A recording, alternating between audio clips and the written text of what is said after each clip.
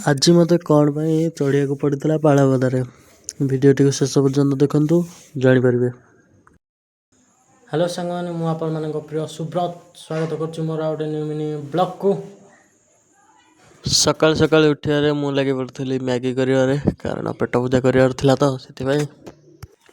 Maggi କଲାବେଳେ ଦେଖିଲା ବେଳକୁ ଗୋଟେ ବିଲେଇ ଆସିଥିଲା ଘରକୁ, କାରଣ ସେଦିନ ପାରାମାନଙ୍କୁ ଜଗିଥିବାର ଆଜି ତା ସାଙ୍ଗରେ ଟିକେ ଖେଳିବାକୁ ପଡ଼ିଥିଲା।